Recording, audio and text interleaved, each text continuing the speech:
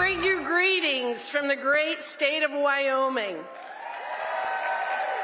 home of an abundance of affordable and reliable energy, wildlife galore, wide open spaces, gorgeous rivers and streams, magnificent mountains, beautiful blue skies, and not one Liz Cheney anywhere to be found. That rousing CPAC speech earning Congresswoman Harriet Hageman a standing ovation yesterday. And as chair of House Anti-Woke Caucus, I didn't know we had that caucus. Happy to hear about it. There's no shortage of material to talk about with her. Joining me now with more of her message, Wyoming Congresswoman Harriet Hageman. Welcome, Congresswoman. Great to have you on. Thank you, Rachel. It's good to be here. So let's talk about Liz Cheney before we go any further. First of all, I know people love you just for being you, but they also love you because it means that Liz Cheney is gone.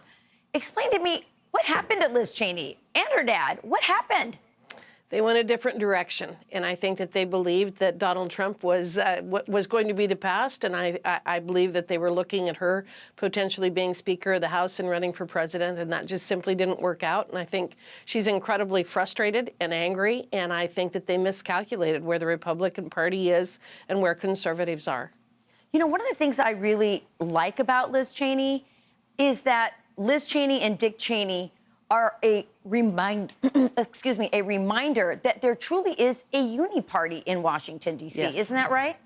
I think that that really played out for all of the world to see this last election. They were willing to get behind Kamala Harris, and regardless of how you may feel about Donald Trump, everyone has to admit that the last 4 years have been absolutely a disaster, and she's been in the front seat of the car with Joe Biden. So the idea that you would support her and try to put her in the White House is just stunning to me. You know, Congresswoman, we just were talking on the couch about peace finally breaking out. I mean, this week we may see an end to the war in Ukraine. And I think it's probably Liz Cheney and that uni-party's obsession with war versus trying to find peace and resolution and negotiations that really stands out for me, especially at this moment. There's big money in war. That's why we call it the military-industrial complex.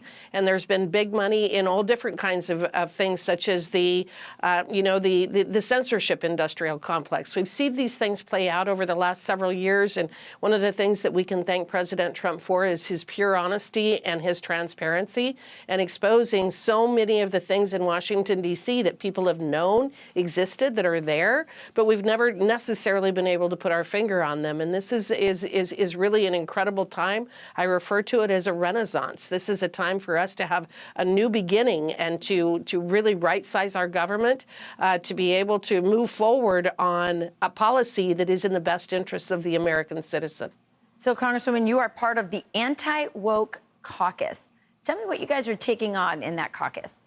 So it is all of the social justice type of things that have sprung up over the last several years that have really undermined the foundation of this country. We are built on the concept of equality. We are built on the concept that everyone has innate value. We are built on the concept of, entrepreneurship and everyone having an opportunity. This is the land of opportunity.